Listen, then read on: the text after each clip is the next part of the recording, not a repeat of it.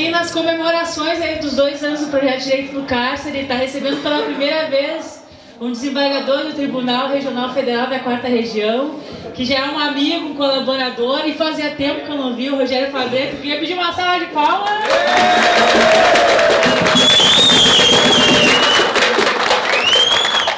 E ele veio contar um pouco da vivência como desembargador agora, que ele assumiu recentemente, e também falar sobre um tema que eu acho que é de interesse não só de quem está aqui dentro, mas de várias pessoas que também estão cumprindo pena, e falta esclarecimento e informação para a sociedade.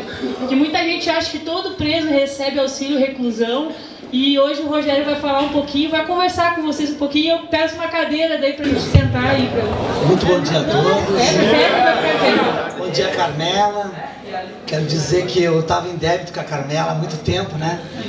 De comparecer e ajudar nesse projeto, que é muito importante. Eu não acredito que vou ter grandes informações para vocês aqui, mas para mim já é uma alegria estar participando desse projeto, que é um projeto que busca o resgate da dignidade das pessoas humanas, especialmente vocês que têm um momento de uma privação e que precisam ter apoios, incentivos, resgate inclusive de expectativas, né? De vida, de nova vida. Eu particularmente não quero... fui advogado por mais de 20 anos, né? Nunca, muito pontualmente, não atuei assim, então não vou poder ajudar em dúvidas da área criminal, né? Mas acho que o meu depoimento é um pouco diferente. Não atuei nisso, estou há 2 anos na magistratura, né, como desembargador. Eu não fui juiz, aquele juiz que começa, o desembargador é o 2º estágio, porque existe no judiciário uma reserva em todos os tribunais de 1/5 parte, né? A cada 5 desembargadores tem que ter um desembargador que venha ou da advocacia ou do Ministério Público. É para justamente levar uma visão diferenciada, ou seja, não só aquele olhar do juiz de carreira que normalmente hoje a sociedade cobra muito, fica muito fechada e às vezes não entende as causas que levam inclusive à criminalidade, né, sem retirar a responsabilidade. Não estamos aqui para avaliar, para julgar, mas é bom que o juiz mais convencional é o juiz que às vezes fica mais fechado, né, no seu gabinete. E nós que viemos da advocacia temos uma experiência de advogado ou de outras funções que exerceram, mas para ir nesse cargo a gente precisa ter 10 anos de advocacia, né? Eu, por exemplo, disputei, Carmela sabe, é um concurso diferenciado, né? Tinha uma vaga para esse tribunal que eu estou hoje, da 4ª Região, é o Tribunal Federal, não é o Tribunal de Justiça, né? Que envolve os 3 estados, a sede em Porto Alegre, aquele tribunal que fica na frente ali do Parque do Galpão Crioulo, ali, vizinho do outro tribunal. E lá as causas criminais são as coisas só mais internacionais, de contrabando, tráfico, compra de produtos ilegais no exterior, descaminho, essa mais parte. O resto você sabe que não é do Tribunal de Justiça, do Judiciário.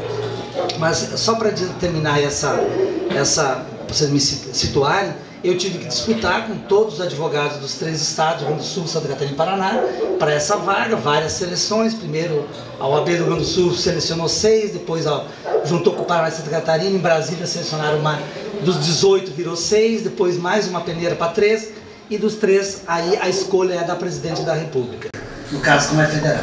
E eu tive a honra, estou muito feliz, né, eu antes era advogado particular, trabalhei na área mais civil e trabalhista, muito com sindicatos, né, como sempre na área, e depois eu fui procurador do município de Porto Alegre por mais de 15 anos, que é o advogado que defende a prefeitura e tal.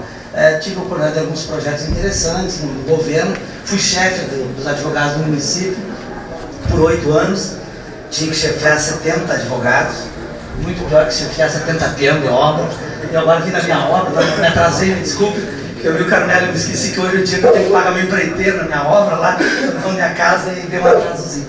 E porque também é muito difícil. Quanto mais o nível, o comando é mais complicado. Bom, isso é só para a gente descontrair, né? Mas eu queria também dizer o seguinte, antes de eu agora ser magistrado, eu tive uma experiência e fiquei 5 anos e meio em Brasília, né?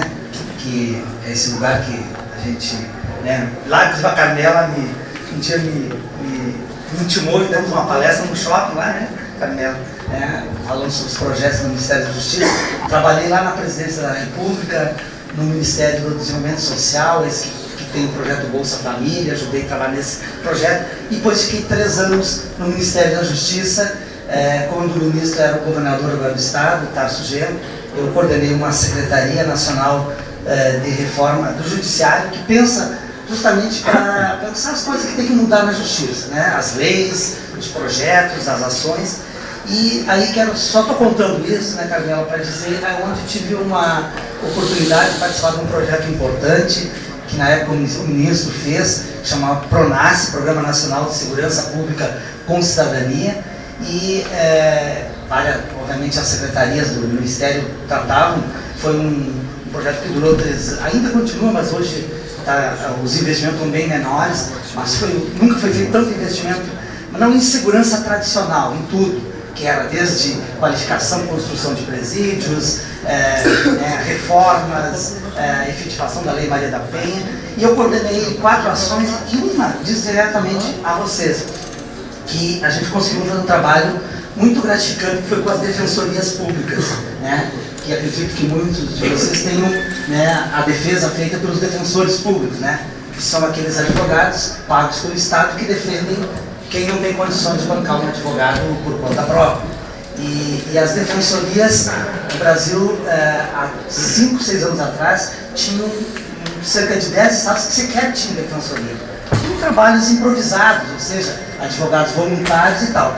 Nós fizemos uma campanha para justamente cobrar dos estados a implantação. Para isso ajudamos investimentos. E foi muito bacana que agora tive a notícia que ano passado, as últimas 3 pendentes que tinham era Santa Catarina, por incrível que pareça, Paraná e Goiás, algumas já criadas, mas não tinham advogados. Agora Paraná estão cobrando que foi implantado, mas parece que fizeram um concurso e não nomeio. Paraná, o governador anterior, lá o Requião, ele não queria saber disso. Santa Catarina tinha um acordo com a OAB e assim por diante. Mas, além de trabalhar com a defensoria, nós criamos uma ação que chamou assistência jurídica,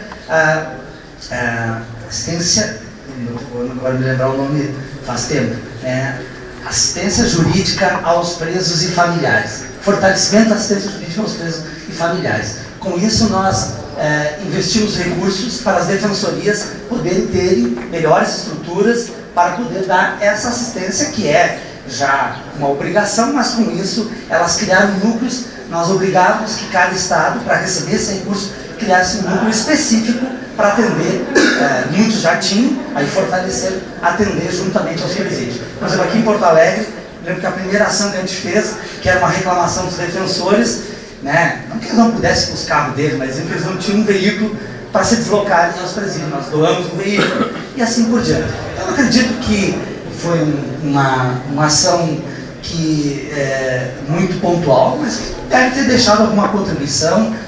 Eu já participei em muitos debates de defensorias e eles hoje inclusive reclamam que esse projeto, não existe mais, mas permitiu então certamente que qualificasse um pouco desse trabalho de vocês. Bom, isso é só para dizer um pouco dessa experiência. Bom, eu na magistratura hoje não estou atuando na área criminal. Esse tribunal que eu trabalho, ele tem áreas especializadas, são 4 áreas, uma área só criminal, uma área de direito administrativo, uma área de direito tributário e uma área de previdenciário, aonde eu trabalho.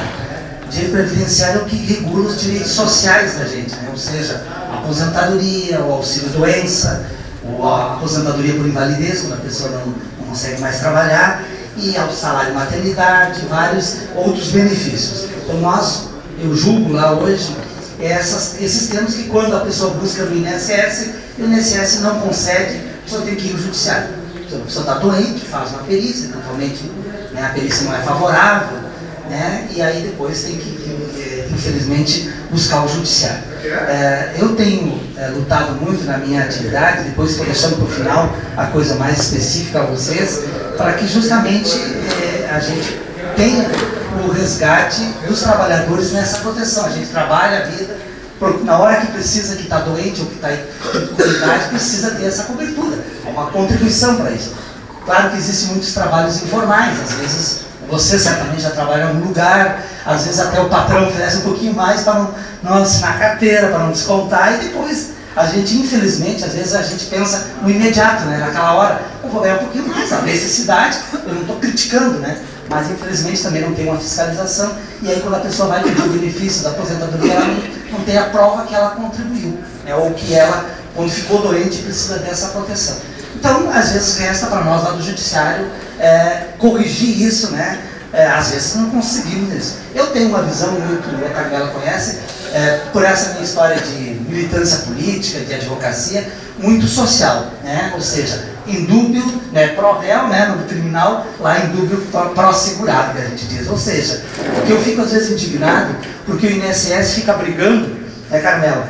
Às vezes eu digo lá, para conceder um salário maternidade por uma trabalhadora rural, ou por uma empregada doméstica, que não conseguiu provar que ela estava trabalhando e contribuiu, e quando que é 6 meses de um salário mínimo para ajudar, nem é ela, a criança tem uma dignidade mínima, poder ter o seu leite, ter aquela alimentação básica, né, o material de higiene. Então, eu acho que eu sempre digo para os advogados do INSS, olha, você tem que cuidar das grandes coisas, onde os caras roubam, né, onde... Como é que é o nome daquela famosa do Rio de Janeiro, que desviou muito uma advogada, eu esqueço o nome dela, muito tempo atrás.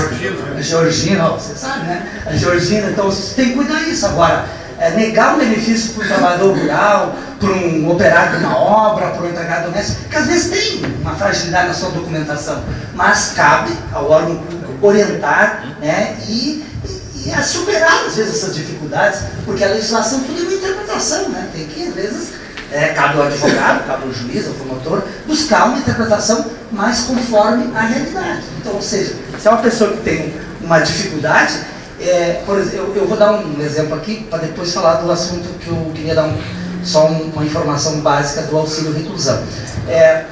Por exemplo, a gente vai julgar uma aposentadoria e às vezes uma pessoa lá do interior, né, muito humilde, na cidade também pode ser, mas normalmente o pessoal do campo tem menos informação. Hoje a tecnologia... todo mundo tem acesso, mas imagina uma pessoa que está se aposentando hoje com 60 e poucos anos, ela viveu numa geração que não tinha, né, a TV, não tinha internet, não tinha as informações, e não tem a cultura, às vezes, de guardar documento, e ela precisa provar hoje, né, e ela tem que pegar uma pessoa que conheceu ela, que ela trabalhou, né, na lavoura e tal, e aí essa pessoa não vai lembrar com detalhes de 40 anos, né, não vai ter os documentos lá. Antigamente as mulheres do campo, e também da cidade, todo mundo se registrava como do lar, doméstica, né? Até pelo machismo, né? Não, a mulher não, quem manda, quem trabalha é o homem, né? E ela não tinha uma prova lá que ela era agricultora, que ela era trabalhadora rural, que era... Isso faz fazer falta nesse momento. Então, estou dizendo isso porque justamente aí cabe ao juiz ter um bom senso nessa hora de buscar interpretar o pedido, uma interpretação conforme a realidade social. Eu tenho que entender que lá no campo é diferente. Eu tenho que saber que o operário da construção civil, nem todos têm esse registro, porque, né, é um pouco da realidade dessa forma. E assim por diante. Então são muitos temas que envolvem essa proteção social, né, que é os direitos sociais, que é a aposentadoria e tal. E tem um benefício que não é muito conhecido, às vezes. Aliás, inclusive, né, Carmela, na internet, no Facebook, nessas coisas, eu fico indignado porque há um preconceito muito grande, né? Um preconceito que eu não resisto, claro que eu, como magistrado, eu tenho Facebook, nem todos têm. Eu tenho, aceito as amizades das pessoas, salvo que eu veja alguma coisa de um interesse, né, estranho, e também ali divulgo um pouco, acho que as pessoas têm que conhecer a minha vida, o que eu achar que eu devo divulgar, é meu critério. Né? Mas tem sempre uns preconceituosos postando sempre uma coisa, antes de eu explicar o que é, vocês muitos já ouviram falar, ou já sabem, criticando o auxílio reclusão, porque a mídia, os setores conservadores veem né, as pessoas que estão reclusas, como vocês estão passando por esse momento, não estou aqui para fazer nenhum juízo, né? Aqui eu acho que esse projeto ajuda a refletir, ajuda a se reencontrar, foi um momento de desvio, não foi, outras circunstâncias, bom, não é isso que tá aqui. E sempre posto que esse auxílio reclusão né, assim, isso é um prêmio àquelas pessoas que não merecem, né? Porque ainda cometeram um crime, alguma atividade, ainda o Estado tem que pagar isso. Então, não imagino como eles falam, as pessoas falam de uma forma odiosa e preconceituosa. Enquanto, né, não entende que esse é um benefício social, o auxílio reclusão. Depois eu trouxe um material, né, Carmelo, que eu peguei, acabei encontrando, né, no próprio, né, tem bastante que depois vai querer distribuir, né,